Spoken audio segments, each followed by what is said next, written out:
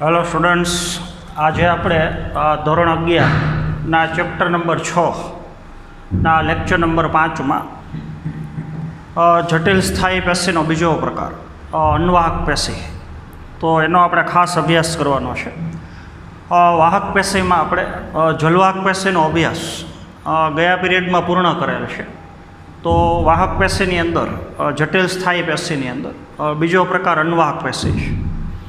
તો સૌથી પહેલાં તો અન્વાહક પેશી એનું વનસ્પતિમાં જૈવિક મહત્ત્વ, તો એ આપણે થોડુંક સમજવાનું છે. વનસ્પતિના 3 અંગો: જમીનની અંદર આવેલો ભાગ એટલે મૂળ, હવાઈ ભાગમાં પ્રકાંડ, ને પ્રકાંડે ધારણ કરેલું અંગ એટલે કહી શકો પર્ણ. તો હવે જે પેશી આપણે બતાવીએ છીએ એ અન્વાહક પેશી છે. 3 અંગોની અન્વાહક પેશી એકબીજા સાથે આમ જોડાણ ધરાવે છે. તો આપણને ખબર છે વનસ્પતિનું લીલું અંગ પર્ણ છે, તો પ્રકાશ સંશ્લેષણ કરી અને ખોરાકનું નિર્માણ કરવાની ક્રિયા પર્ણમાં થાય છે. તો પર્ણએ તૈયાર કરેલો ખોરાક જે અન્વાહક પેશી દ્વારા ચાલની નલિકા દ્વારા વનસ્પતિના અન્ય ભાગો તરફ એટલે કે પ્રકાંડ અને મૂળ તરફ વહન પામે છે. તો પ્રકાશ સંશ્લેષણની ક્રિયામાં તૈયાર થયેલો ખોરાક એનું પ્રકાંડ અને મૂળ તરફ એટલે કે વનસ્પતિના અન્ય ભાગો તરફ વહન કરવું, તો એ જૈવિક મહત્ત્વ ચાલની નલિકા અથવા અન્વાહક પેશીનું છે. તો આવી અન્વાહક પેશી કયા કયા ઘટકોની બનેલી છે, એની રચના કયા પ્રકારની છે, એ આપણે ખાસ સમજવાનું છે. તો સૌથી પહેલાં તો આવૃત બીજધારી વનસ્પતિ. તો આવૃત બીજધારી વનસ્પતિની અંદર અન્વાહક પેશી મુખ્યત્વે 4 ઘટકોની બનેલી છે.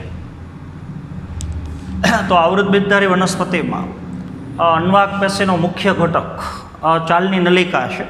ચાલની નલિકાની સાથે જોડાયેલા કોષો સાથી કોષો છે. સાથી કોષોની આજુબાજુમાં આવેલા કોષો અન્વાહક મૃદુતક છે, અને અન્વાહક મૃદુતકને ઘેરીને આવેલા કોષો અન્વાહક દઢોતક છે, અથવા એને અન્વાહક તંતુય કહી શકો. તો 4 પ્રકારના ઘટકો ભેગા મળી અને આવૃત બીજધારી વનસ્પતિની અન્વાહક પેશી બનાવે છે. પણ જો આપણે અનાવૃત બીજધારી વનસ્પતિ અને ત્રિઅંગીની વાત કરીએ તો એમાં ચાલની નલિકા અને સાથી કોષ આ 2 ઘટકો ગેરહાજર છે. ચાલની નલિકાની જગ્યાએ ચાલની કોષો છે, અને સાથી કોષો જેવું જ કાર્ય કરતા કોષો આલ્બ્યુમિન કોષો છે. તો અનાવૃત અને ત્રિઅંગીમાં આલ્બ્યુમિન કોષો અને ચાલની કોષો આવેલા છે, અને આવૃત બીજધારી વનસ્પતિની અંદર ચાલની નલિકા અને સાથી કોષો છે. બાકીના 2 ઘટકો અન્વાહક મૃદુતક અને અન્વાહક તંતુ આ 2 ઘટકો આવૃત બીજધારીમાંય છે અને અનાવૃતમાંય છે. તો સૌથી પહેલાં આપણે આવૃત બીજધારી વનસ્પતિની અન્વાહક પેશીને સમજવાનો પ્રયત્ન કરીએ. તો આવૃત બીજધારી વનસ્પતિમાં અન્વાહક પેશીમાં સૌથી પહેલો ઘટક ચાલની નલિકા છે. તો એ ચાલની નલિકા આખી રચના નલિકા સ્વરૂપે છે અને નળાકાર રચના છે. તો ચાલની નલિકા બહુકોષીય રચના છે. તો એક જ ચાલની નલિકાની રચનામાં ઘણા બધા ચાલની ઘટકો છે, ઘણા બધા કોષો છે. તો આખી રચનાને આપણે ચાલની નલિકા કહેશું, અને એનો એક એક ઘટક એ બધા ચાલની ઘટકો છે. તો આખી ચાલની નલિકા ફરતી બાજુથી ગોળ છે, નળાકાર છે, લાંબી છે, અને આખી નલિકામય રચના છે. તો ઘણા બધા ચાલની ઘટકો એટલે ઘણા બધા કોષો છે, પહેલો કોષ, બીજો, ત્રીજો, ચોથો. તો ચાલની ઘટકોની ઉપરાઉપરી ગોઠવણી થયેલી છે. તો ઘણા બધા ચાલની ઘટકો કોષો લંબ અક્ષને ઉપરાઉપરી ગોઠવવાથી બનતી આખી સળંગ નલિકા, અને જે નલિકાને આપણે ચાલની નલિકા કહીએ છીએ. તો એનો કોઈ પણ એક કોષ બાજુમાં આપણે મોટો કરીને બતાવીએ છીએ, કોઈ પણ એક કોષ. તો હવે જે ઘટક બતાવીએ છીએ એ ચાલની ઘટક છે.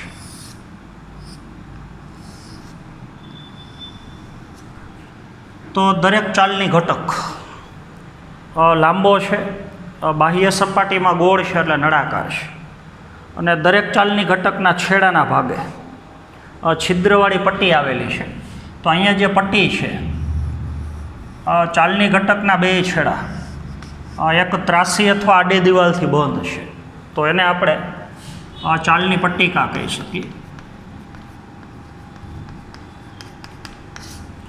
અહીંયા આપણે ઘટકની વાત કરીએ તો આ ઘટકના બે છેડે એક દિવાલ અહીંયા છે ને એક દિવાલ પહેલો ને બીજો ઘટક એની વચ્ચે છે, વળી પાછી દિવાલ બીજા અને ત્રીજા ઘટકની આમ વચ્ચે છે. તો એક ચાલની ઘટકને આપણે છૂટો કરીને બતાવ્યો છે. તો ચાલની ઘટકના બે છેડે આડી અથવા ત્રાસી દિવાલ છે, એ દિવાલને તમે પટ્ટિકા કહી શકો ને એ પટ્ટિકામાં છિદ્ર આવેલા છે. તો આખી ચાલની પટ્ટિકા ચારણી જેવી રચના છે, એમાં અમુક અંતરે છિદ્ર આવેલા છે. તો એ છિદ્રને આપણે ચાલની છિદ્ર કહી શકો. તો ચાલની નલિકાના દરેક એકમ અથવા દરેક ચાલની ઘટકના બંને છેડે આવેલી છિદ્રિષ્ટ અને પટ્ટિકા જેવી રચના આડી દિવાલ જે છિદ્રવાળી છે એને તમે ચાલની પટ્ટિકા કહી શકો. બીજું, દરેક ચાલની એકમમાં એક ચાલની એકમ એક કોષ છે. દરેક કોષની અંદર મધ્ય ભાગમાં મોટી રસધાની છે અને રસધાનીની ફરતી બાજુ પરિઘવર્તી વિસ્તારમાં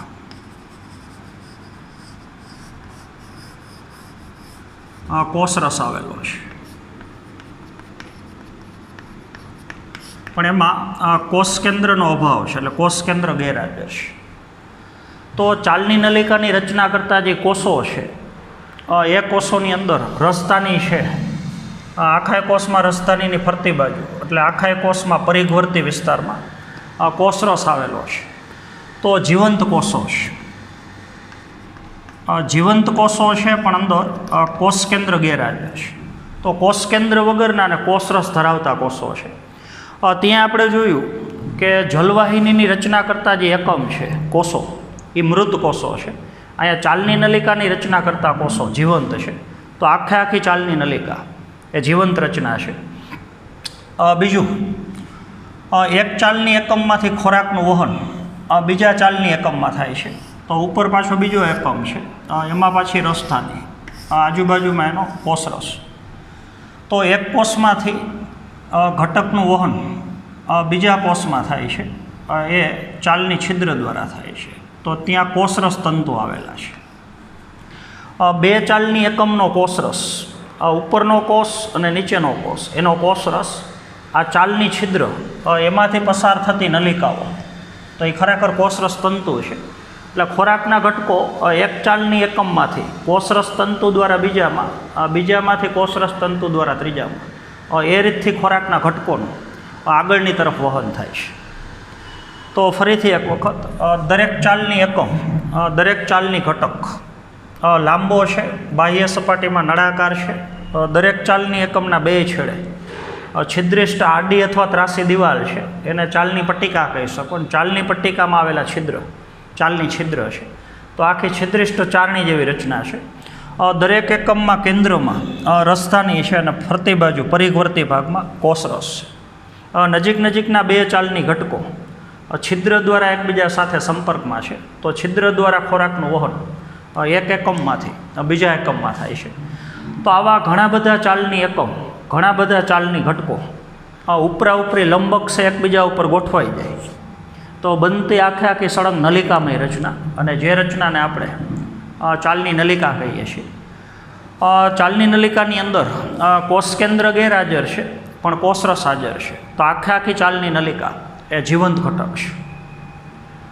બીજું, હવે ચાલની નલિકાની સાથે સંકળાયેલા કોષો એટલે અન્વાહક પેશીનો બીજો ઘટક, કોષ કેન્દ્ર ધરાવતા કોષો.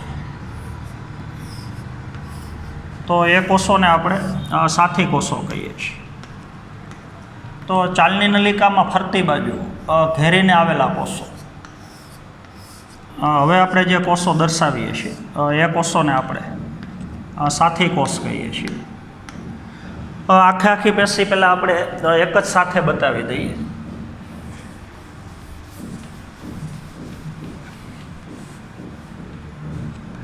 ત્યારબાદ સાથી કોષને ઘેરીને આવેલા કોષો, તો એ અન્વાહક મૃદુતક છે. દેખાવ દઢોતક જેવો છે, પણ કોષો ખરેખર મૃદુતકીય કોષો છે. તો ત્રીજા ક્રમનો ઘટક એ અન્વાહક મૃદુતક છે.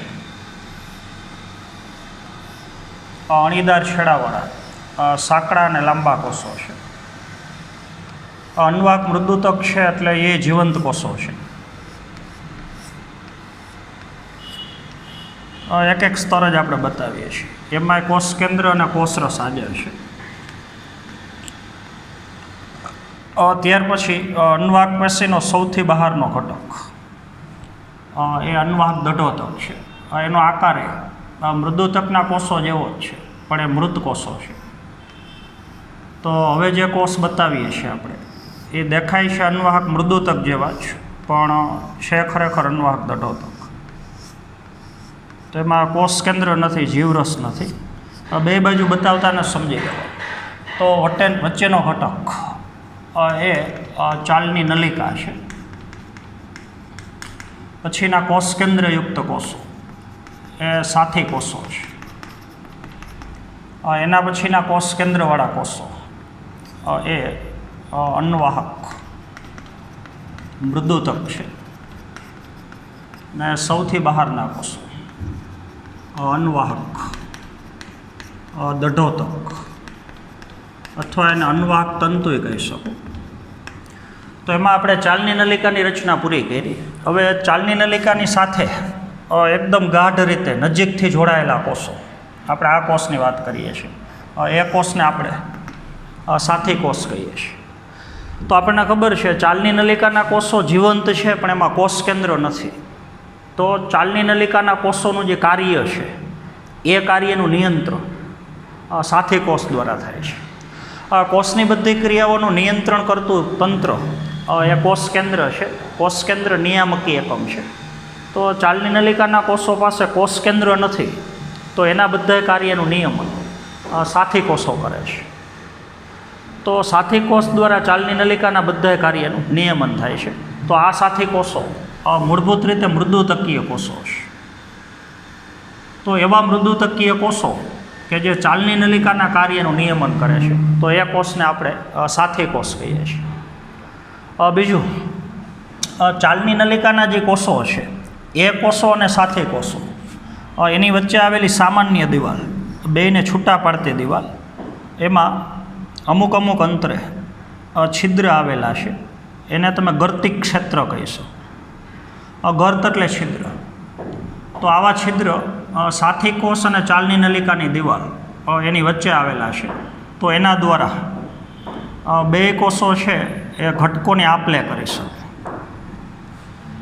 તો ચાલની નલિકા અને સાથી કોષ એને છૂટી પાડતી વચ્ચેની આયામ ઊભી દિવાલ, સામાન્ય દિવાલ, અને એની અંદર આવેલા છિદ્ર, તો એને આપણે ગર્તિક ક્ષેત્ર કહીએ છીએ. તો એના દ્વારા બે કોષો વચ્ચે, બેયના કોષરસ વચ્ચે ઘટકોની આપ-લે થઈ શકે. બીજું, સાથી કોષોનું મુખ્ય કાર્ય અત્યારે તમને બહુ નહીં સમજાય, પણ થોડું કહું એ પ્રમાણે યાદ રાખવાનું છે.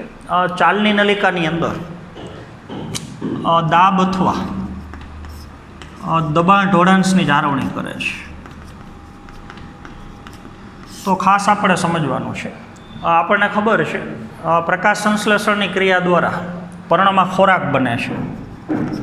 ખોરાક એટલે ખરેખર તો કહી શકો ગ્લુકોઝ. તો પર્ણના કોષમાં જે ગ્લુકોઝ બન્યો હોય એ ગ્લુકોઝનો સૌથી પહેલાં પ્રવેશ થાય સાથી કોષમાં, અને સાથી કોષમાંથી ગ્લુકોઝ જતો રહે ચાલની નલિકામાં.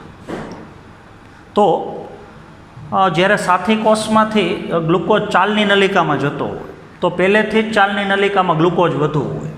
તો ચાલની નલિકામાં ગ્લુકોઝ વધુ અને સાથી કોષની અંદર ગ્લુકોઝ ઓછો, તો ઢોળાંશ વિરુદ્ધ દિશામાં હાજર છે. તો અહીંથી ગ્લુકોઝનું જ્યારે ચાલની નલિકાની અંદર વહન થતું હોય તો ઓછાથી વધુ તરફ વહન થતું હોય, દબાણ ઢોળાંશની વિરુદ્ધ દિશામાં. ત્યારે એટીપી સ્વરૂપે શક્તિની જરૂર પડે, તો એ શક્તિ સાથી કોષો પૂરી પાડે છે. તો દબાણ ઢોળાંશની ક્રિયામાં ગ્લુકોઝના અણુનું વહન કરવું, ગ્લુકોઝને ચાલની નલિકામાં મોકલવું, એ કાર્ય ખરેખર સાથી કોષોનું કાર્ય છે. તો આવા સાથી કોષ જે મૂળભૂત રીતે મૃદુતકીય કોષો છે એ ચાલની નલિકા સાથે ગાઢ રીતે સંપર્કમાં છે. બેયની સામાન્ય દિવાલમાં છિદ્ર આવેલા છે. એના દ્વારા ઘટકોને આપલે થઈ શકે. તો એ કોષને આપણે સાથી કોષ કહીએ છીએ. ત્યારબાદ અન્વાહક પેશીનો ત્રીજો ઘટક અન્વાહક મૃદુતક. તો કોઈ પણ એક કોષને આપણે બહારની બાજુ સહેજ મોટો કરીને બતાવીએ છીએ. તો સાથી કોષની બાજુમાં આવેલા કોષો લાંબા કોષો છે. અંદર એક મોટું કોષ કેન્દ્ર છે અને એકદમ ઘટ કોષરસ ધરાવે છે, એકદમ જીવંત કોષો. તો આ કોષને આપણે અન્વાહક મૃદુતક કહીએ છીએ. તો અન્વાહક મૃદુતકના કોષો લાંબા છે, બાહ્ય સપાટી ગોળ છે એટલે નળાકાર છે, પણ છેડાનો ભાગ સહેજ સાંકડો છે એટલે અણીદાર છેડાવાળા છે. ફરતી બાજુ સેલ્યુલોઇડની બનેલી પાતળી કોષ દિવાલ છે. અંદરની તરફ એકદમ ઘટ કોષરસ છે અને મોટું કોષ કેન્દ્ર છે. તો જેમ જલવાહક મૃદુતક અલગ અલગ પ્રકારના ઘટકોનો સંગ્રહ કરે છે, ત્યાં આપણે કીધું હતું સ્ટાર્ચ આવે, પ્રોટીનનો સંગ્રહ કરે, ટેનિનનો સંગ્રહ કરે, એમ અન્વાહક મૃદુતકના કોષો શ્લેષ્માનો સંગ્રહ કરે, ક્ષીરનો સંગ્રહ કરે, રાળ નામનું ઔષધીય દ્રવ્ય એનો સંગ્રહ કરે. તો શ્લેષ્મ, ક્ષીર, રાળ અલગ અલગ પ્રકારના પોષક દ્રવ્ય એ બધા ઘટકોનો સંગ્રહ અન્વાહક મૃદુતકના કોષમાં થયેલો હોય અને જ્યારે જરૂર પડે ત્યારે ઘટકોનું ત્યાંથી વિતરણ થતું હોય. તો આવા અલગ અલગ પ્રકારના ઘટકોનો સંગ્રહ કરતા એકદમ જીવંત કોષો જેને આપણે અન્વાહક મૃદુતક કોષો કહીએ છીએ. તો આવા અન્વાહક મૃદુતક આવૃત બીજધારી વનસ્પતિમાં આપણને ખબર છે બે પ્રકારની વનસ્પતિ છે, એકદળી અને દ્વિદળી. તો એકદળી વનસ્પતિની જે અન્વાહક પેશી છે એમાં મોટા ભાગે અન્વાહક મૃદુતક છે ગેરહાજર છે. તો અન્વાહક મૃદુતક મોટા ભાગે દ્વિદળી વનસ્પતિની જે અન્વાહક પેશી છે એમાં મોટા ભાગે હાજર છે. તો MCQ માટે ખાસ યાદ રાખવાનું છે, એકદળી વનસ્પતિની અન્વાહક પેશીમાં મૃદુતક કોષો અન્વાહક મૃદુતક એ મોટા ભાગે ગેરહાજર છે. બીજું અન્વાહક મૃદુતકના કોષો પણ આપણે બાજુમાં મૃદુતકના સ્તર બતાવીએ. અન્વાહક મૃદુતકના આપણે અહીં એક જ સ્તર બતાવ્યું છે, પણ આવા ઘણા બધા સ્તર હોય. પછી અન્વાહક દઢોતક હોય. તો એમાં વચ્ચે નાના નાના છિદ્ર છે. તો બધા અન્વાહક મૃદુતક ની વચ્ચે જે સામાન્ય દિવાલ છે એમાં છિદ્ર દ્વારા બધાય કોષ એકબીજા સંકળાયેલા છે. તો છિદ્રમાંથી કોષરસ તંતુ પસાર થતા હોય. તો નજીકના બે અન્વાહક મૃદુતક કોષો એનો કોષરસ આ તંતુ દ્વારા સંપર્કમાં હોય. તો કોષો વચ્ચે જ્યારે દ્રવ્યની આપલે થતી હોય, દ્રવ્યનું સ્થળાંતરણ થતું હોય, તો આ છિદ્રમાંથી પસાર થતાં કોષરસ તંતુ દ્વારા દ્રવ્યોની આપલે થતી હોય. તો આવા કોષોને આપણે અન્વાહક મૃદુતક કહીએ છીએ. ત્યારબાદ અન્વાહક પેશીનો છેલ્લો ઘટક અન્વાહક દઢોતક છે, અથવા એને અન્વાહક તંતુ કહી શકો. તો એનો એક કોષ બાજુમાં આપણે મોટો કરીને બતાવીએ છીએ. તો એનો આકાર અન્વાહક મૃદુતક જેવો જ છે, પણ મૃત કોષો છે. તો અન્વાહક દઢોતક એટલે દઢોતક કોષો છે. તો આપણને ખબર છે દઢોતક કોષોની અંદર વચ્ચે એક સાંકડું પોલાણ હોય અને ફરતી બાજુ એકદમ લિગ્નિનની જાડી દિવાલ હોય. અને જ્યારે લિગ્નિનની જાડી દિવાલ બેયની હોય તો લિગ્નિન બનવા માટે અંદરનો કોષરસ અને કોષ કેન્દ્ર એનું વિઘટન થઈ ગયું હોય. તો મૃત કોષો છે. તો અહીંયા તમારે ખાસ યાદ રાખવાનું છે, આખી અન્વાહક પેશીમાં પહેલાં ત્રણ ઘટકો ચાલની નલિકા, સાથી કોષ અને અન્વાહક મૃદુતક આ જીવંત કોષો છે. એકમાત્ર મૃત ઘટક એ અન્વાહક તંતુ છે. જલવાહક પેશીમાં ઊંધું છે. જલવાહક પેશીની અંદર જલવાહક મૃદુતક એ એક જ જીવંત છે. બાકી જલવાહિની હોય, જલવાહિની કી હોય, જલવાહક તંતુ હોય. તો ત્રણ ઘટકો મૃત અને એક જીવંત. અહીંયા ત્રણ ઘટકો જીવંત અને એક ફક્ત મૃત. તો અન્વાહક તંતુ લાંબા કોષો છે, ફરતી બાજુથી નળાકાર છે, છેડાનો ભાગ અણીદાર છે. તો આખા કોષનો આકાર સોય જેવો આકાર છે, સોયાકાર છે. એકદમ જાડી લિગ્નિનની કોષ દિવાલ છે અને અંદર કોષ કેન્દ્ર અને કોષરસ ગેરહાજર છે. તો મૃત કોષો છે. તો આવા ઘણા બધા કોષો આખી અન્વાહક પેશીમાં વચ્ચેના ભાગમાં ચાલની નલિકા છે. ચાલની નલિકાને ઘેરીને સાથી કોષ, એને ઘેરીને અન્વાહક મૃદુતક, અને સૌથી બહારની બાજુ ઘેરીને અન્વાહક દડોતક. તો આખી પેશીને યાંત્રિક મજબૂતાઈ આપવી, યાંત્રિક આધાર આપવો, એ મુખ્ય કાર્ય અન્વાહક દડોતકનું છે. એમાં હવે તમારે ખાસ યાદ રાખવાનું છે. તો જલવાહક પેશીની જેમ અન્વાહક પેશી બે પ્રકારની છે, પ્રાથમિક અન્વાહક અને દ્વિતીય અન્વાહક. વનસ્પતિના જીવનચક્રમાં પહેલી વખત જે અન્વાહક પેશી બેની હોય, અંગ લાંબુ બનતું હોય ત્યારે જે અન્વાહક પેશી બેની હોય એ પ્રાથમિક અન્વાહક છે. એ જ અંગનો ઘેરાવો વળતો હોય, જ્યારે અંગ જાડું બનતું હોય ત્યારે બીજી વખત જે અન્વાહક પેશી બને એને આપણે દ્વિતીય અન્વાહક કહીએ છીએ. તો મોટાભાગે પ્રાથમિક અન્વાહકની અંદર, પ્રાથમિક અન્વાહકમાં અન્વાહક દડોતક એ મોટાભાગે ગેરહાજર હોય છે. દ્વિતીય વૃદ્ધિ દરમિયાન અંગ જ્યારે જાડું બનતું હોય, બીજી વખત જ્યારે અન્વાહક પેશી બને તો દ્વિતીય અન્વાહકની સાથે મોટા ભાગે અન્વાહક દડોતક અથવા અન્વાહક તંતુ એ જોડાયેલા હોય અથવા હાજર હોય છે. તો એ તમારે ખાસ યાદ રાખવાનું છે. બીજું, અમુક વનસ્પતિના જે અન્વાહક તંતુ છે એકદમ લાંબા હોય છે, તો એનો આપણે વ્યાપારિક ધોરણે ખાસ કરીને રેસા તરીકે ઉપયોગ કરીએ છીએ. તો આપણને ખબર છે શણ વનસ્પતિ છે, અળસી વનસ્પતિ છે, ભાંગ વનસ્પતિ છે. તો આવી વનસ્પતિના અન્વાહકમાં જે અન્વાહક તંતુ છે એ એકદમ લાંબા લાંબા અન્વાહક તંતુ છે. તો ખાસ કરીને એના પ્રકાંડના ભાગમાંથી આપણે આવા અન્વાહક તંતુ, એના રેસાઓ બહાર કાઢી અને વ્યાપારિક ધોરણે બજારમાં એનું વેચાણ કરીએ છીએ. એનો આર્થિક ઉપાર્જન માટે આપણે ઉપયોગ કરીએ છીએ. અલગ અલગ પ્રકારના આધાર માટે આપણે એનો ઉપયોગ કરીએ છીએ. તો ત્રણ વનસ્પતિ, શણ વનસ્પતિ છે, અળસી છે અને ભાંગ, તો એના અન્વાહક તંતુ એકદમ લાંબા છે, તો એનો વ્યાપારિક ધોરણે આપણે ઉપયોગ કરીએ છીએ. બીજું, હમણાં આપણે કીધું એ પ્રમાણે અન્વાહક પેશી વિકાસ ઉપરથી બે પ્રકારની છે, પ્રાથમિક અન્વાહક અને દ્વિતીય અન્વાહક. તો એ આપણે થોડું સમજીએ.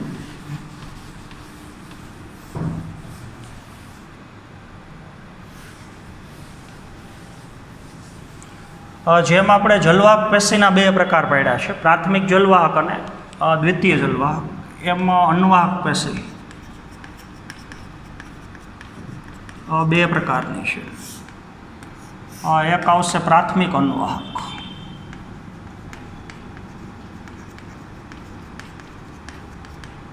અને બીજો પ્રકાર છે દ્વિતીય અન્વાહક. હમણાં આપણે વાત કરીએ વનસ્પતિના જીવનચક્રમાં પહેલેથી જ હાજર હોય એ અન્વાહક પ્રાથમિક, ને એ જ અંગમાં જ્યારે બીજી વખત વૃદ્ધિ થતી હોય દ્વિતીય વૃદ્ધિ, ત્યારે બનતી અન્વાહક તો દ્વિતીય અન્વાહક. તો જેમ પ્રાથમિક જલવાહકના પાછા બે પ્રકાર છે, અનુદારુ અને આદિદારુ, એમ પ્રાથમિક અન્વાહકના પાછા બે પ્રકાર છે. એક આવશે આદિ અન્વાહક, આદિદારુની જગ્યાએ આદિ અન્વાહક, અનુદારુની જગ્યાએ અનુ અન્વાહક. બેના બીજા નામે છે. આદિ અન્વાહક ન કહેવું હોય તો આદિ રસવાહિની કહી શકો. રસ એટલે પોષક દ્રવ્યવાળો રસ, એનું વહન કરતી વાહિની. બીજું આનું નામ કહી શકો અનુરસ વાહિની. તો આપણને ખબર છે આદિ અન્વાહક પેશી પહેલાં નિર્માણ પામે અને એના પછી નિર્માણ પામે એ અનુ અન્વાહક. તો પ્રથમ બનતી પહેલાં નિર્માણ પામતી, આ બેમાં આનું પહેલાં નિર્માણ થાય, એમાં પાછા પેટા પ્રકાર બે છે. જેમ દ્વિતીય અન્વાહક પહેલાં પ્રાથમિક અન્વાહકનું નિર્માણ થાય, એમ અનુ અન્વાહક કરતાં પહેલાં આદિ અન્વાહકનું નિર્માણ થાય. તો આદિ અન્વાહકનું નિર્માણ પહેલાં થાય પણ એનો વ્યાસ નાનો હોય. એની જે ચાલની નલિકા છે એ સાંકડી હોય. બે ચાલની નલિકાઓ જ છે. આ સાંકડી ચાલની નલિકાઓ છે અને પહેલાં બને છે, આ પછી બને છે, પણ આ ચાલની નલિકાની પહોળાઈ વધારે છે. તો પછી નિર્માણ પામતી જેનો વ્યાસ વધારે છે એને અનુ અન્વાહક કહેવાય. પહેલાં નિર્માણ પામતી અને જેનો વ્યાસ ઓછો છે એવી ચાલની નલિકાને આદિ અન્વાહક કહે છે. તો આજના પીરિયડમાં આપણે અન્વાહક પેશીની સંપૂર્ણ રચના આપણે પૂરી કરી છે. આવતા પીરિયડથી હવે આપણે આ ચેપ્ટરની અંદર આપણે શરૂઆતમાં ભાગ પાડ્યા હતા કે પહેલાં પેશી ભણશું, પછી પેશી તંત્ર ને પછી અંગો. તો આપણે પેશીના પ્રકાર પૂરા કરી નાખ્યા. એટલે હવે આપણો આ ચેપ્ટરનો બીજો ટોપિક પેશી તંત્રનો. આપણે અલગ અલગ પ્રકારની પેશી ભેગી મળી અને 3 પ્રકારના પેશી તંત્ર બનાવે છે. તો પેશી તંત્રનો આવતા પીરિયડથી હવે આપણે અભ્યાસ શરૂ કરશું. તો આજના પીરિયડમાં આપણે અહીંયા સુધી રાખશું. Thank you.